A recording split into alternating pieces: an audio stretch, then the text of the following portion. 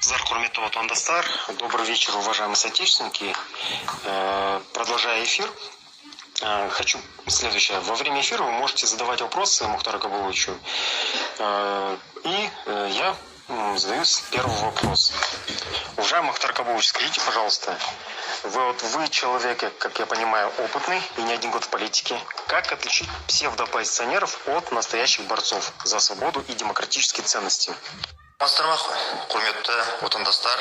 Здравствуйте, уважаемые соотечественники. Я тогда начну сразу отвечать на вопросы, которые озвучены. Да, я, конечно, в политике много лет, и кажется, что очень сложно определить псевдооппозиционера от реального противника власти, но на самом деле сейчас стало это делать очень легко. Почему легко? Есть несколько способов определить. Как, допустим, кто-то выходит и говорит его отношение к Назарбаеву, к Токаеву.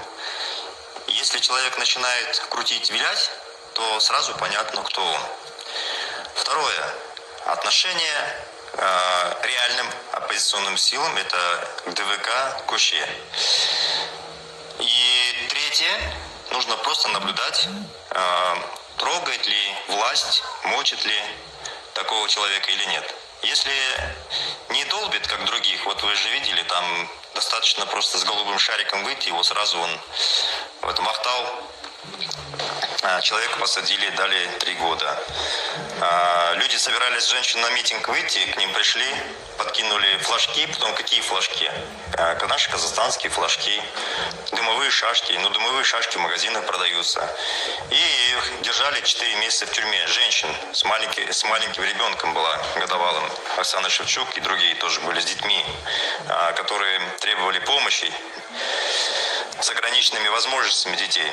И вот смотрите, если вот всего этого нет, власть если не мочит, если человек не говорит, что он относится плохо к Назарбаеву, к Токаеву, к этому режиму, и главное, если человек при этом публично не говорит, что этот режим нужно менять, именно через митинги, то тогда вы должны понимать, этот человек является провластным. Давайте мы просто пример рассмотрим. Вот взять Косанова. Косанов был в оппозиции. Вы можете сказать, конечно, его трудно было определить. На самом деле, не успел Косанов выйти, я мгновенно сразу среагировал и ответил. Конечно, неопытным людям может быть не очень понятно, но я вам сейчас объясню, каким образом это определяется. Например, Косанов заявил, что он идет на выборы президента, и власть его зарегистрировала. Нужно просто знать историю участников, на кандидатов на выборы президента, и мы все знаем, что все кандидаты в президенты были подставными.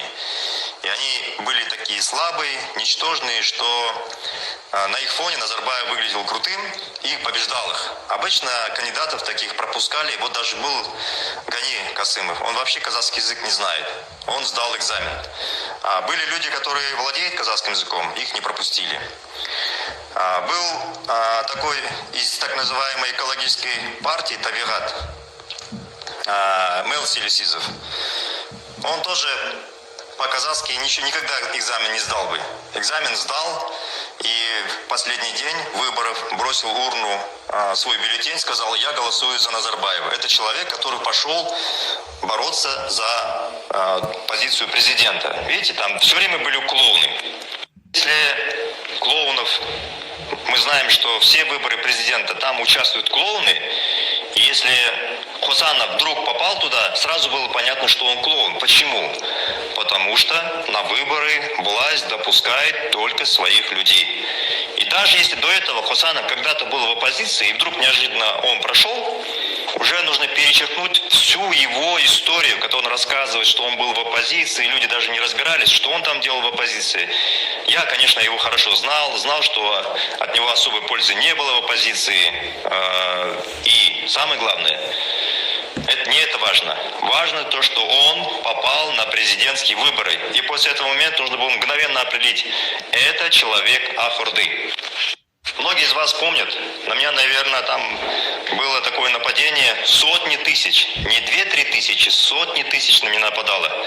Ол жаңа біздің жігіт қазақша сөйлейді, 20 жыл оппозиция болған деп, біздің қазақтар солай шықты.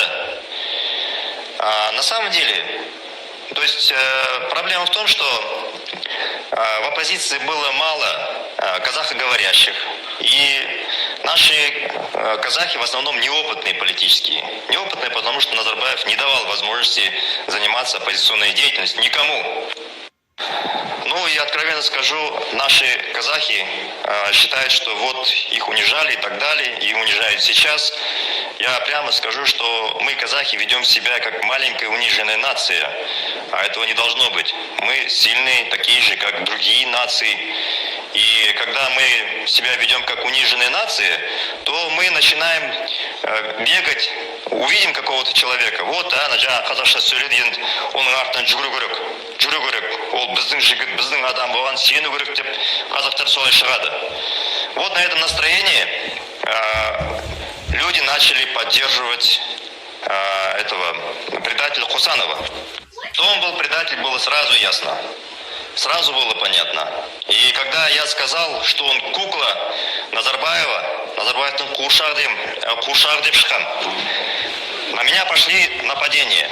Сразу мне начали критиковать, обзывать и все прочее. Месяца не прошло, как он сразу посыпался. И потом, там же процессы, пока шли выборы, месяц, он же сразу себя показал. Ну, во-первых, он там собрал почти 300 тысяч голосов за 4 дня. Чтобы 300 тысяч голосов собрать, ребята, у вас сейчас менее 200 тысяч. Сколько вы уже бьете, чтобы просто в чате собрать? А там же не так просто. Нужно по всей стране штабы иметь. Потом эти 300 тысяч человек, чтобы собрать, нужно специальные пункты приема подписей. Потом, когда люди приходят, там огромные очереди, снимают на видео, говорят, на видео показывают. Такого мы не видели. Поэтому было ясно, что эти подписи тоже фальшивые. И Косанов просто участвует в фальсификации выборов. И даже тогда было удивительно, что наши наивные казахи поддерживали его, хотя было это видно, что вот он, невозможно 300 тысяч человек, 300 тысяч подписей собрать за 4 дня. Вот этот пример ясно показывал, что вот, смотрите, и тем не менее люди верили. Косанов просто в последнюю ночь сказал, что он сдается, сдает позицию, признает, что Токаев победил. И почему это он сделал? Интересно, что если бы он начал бы бороться с итогами выборов, начал бы людей выводить на митинги, то даже если он потом проиграл бы, ему продолжали бы верить, он бы мог создать партию, и миллионы людей его поддержали бы, потому что сейчас противников режима очень много, миллионы. Но власть понимала, что если он эти слова произнесет, на следующий день очень много людей выйдет, тысячи на улицы. И поэтому его заставили в тот же день раскрыть свои карты, сказать, что вот, я боюсь беспорядков, и он сдался.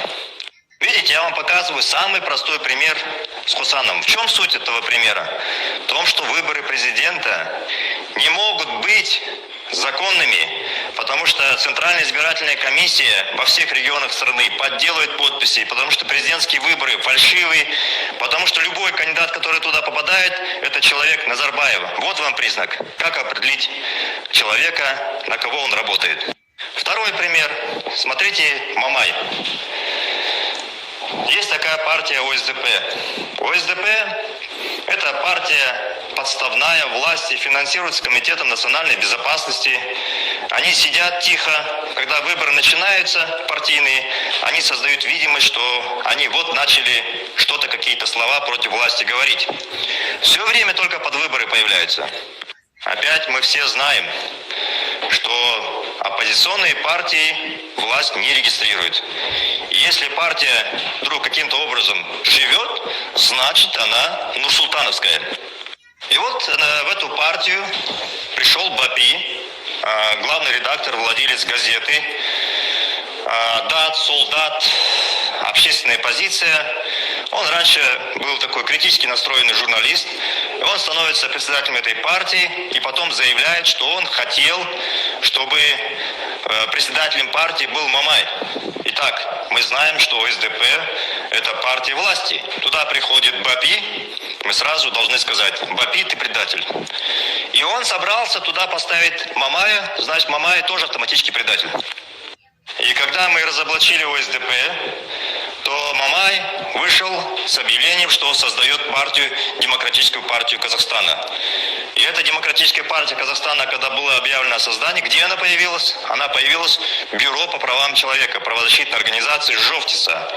Правозащитные организации никогда не участвуют в развитии партийных направлений. Они общественные движения, дают свою площадку выступить, но партиям, чтобы Бюро по правам человека дало выступать, этого не было никогда. Вот это уже был первый признак, что Бюро по правам человека работает в сговоре с властью.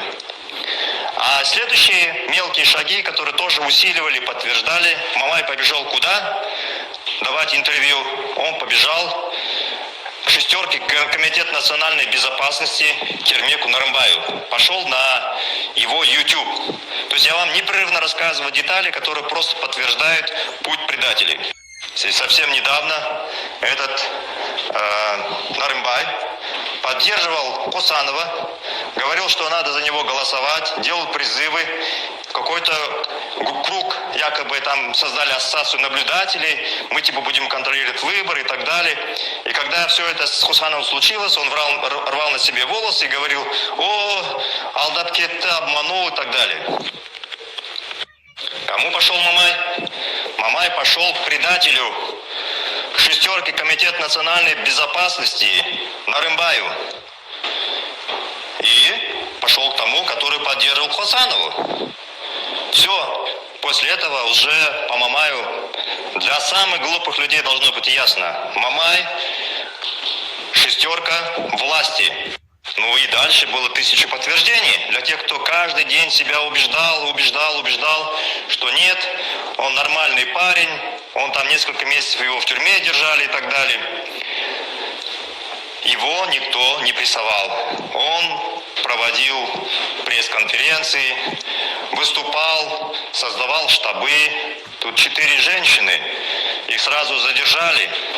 Держали в тюрьме несколько месяцев только за намерение выйти на митинг, а он занимался прямой агитацией, открытой, нападал на Назарбаева, и его никто не трогал. Ну, когда мы все начали смеяться, один раз там на митинге каком-то вот в марте, по-моему, 1 марта, на него немножко давление было, на его жену. И то они концерт крутили. Это уже для совсем наивных людей. Они уже, знаете как, пытались уже на таких мелочах обмануть. Вот на нас оказывается давление. Какое давление? Вы же видите, что делают с нашими активистами? Задерживают. Вон Асхат, смотрите, выходит в магазин, его задерживают, дают несколько суток. Он стоит на пикете, задерживает, дают 10-15 суток. Мамай кто-то задерживает? Вот я вам такие примеры привожу. Ну и еще есть, конечно, пример. Я вам сейчас, наверное, приведу там пару последних примеров. Ну вот, есть такой Сырым Абдрахман. Я знаю, что Сырым Абдрахман сейчас заявляет, что он против власти, что он хочет прийти в Коше, что вот он передумал, перестроился, все, он эту власть ненавидит. Сырым Абдрахман был арговик Нуротана в Ахтубе. Он даже сейчас, посмотрите, если к нему на Facebook зайдешь, он уже зачистил всю историю, когда он был в Нуротане. А он там долго был. Там у него были фотографии с этими чиновниками высокопоставленными. Он гордился, что в Нуротане. И тут раз перевернулся, начал как бы быть оппозицией. А почему он стал якобы оппозицией? Потому что в 2017 году мы объявили о создании демократических выборов Казахстана, и власть искала нам оппонентов. Все время искали оппонентов, не знали, как вытащить. Вот они его вытащили, но не успешно. Мы его тоже раскрыли, показали, кем он был, поэтому он сейчас зачистил свой Facebook, убрал все, что связано с Нуротаном, и типа он движение якобы Алаш. Не верьте ему, это такой же подставной человек власти, как Мамай. Такой же, как сейчас вот Нурсила появился, Ахмедбек. который пару лет назад нападал на ДВК, говорил, не поддерживаю ДВК, что они провокаторы и все прочее. И теперь обратите внимание, появился сейчас Кожегельдин. Кожегельдин появляется всегда, когда начинаются горячие процессы. В прошлом году выборы президента объявился, потом, когда ДВК начал двигаться, тоже объявился. И обратите внимание, с кем они объединяются. Опять с Мамаем, опять с Нарымбаем, опять вот с такими людьми, которые являются прокладками власти. Все. Они все между собой группируются и пытаются нас обмануть. Поэтому мы это должны видеть. Сейчас век интернета, люди оставляют следы, что они делали и так далее. Вот сейчас определить те, кто псевдооппозиционеры, на самом деле легко. Я на первый вопрос ответил.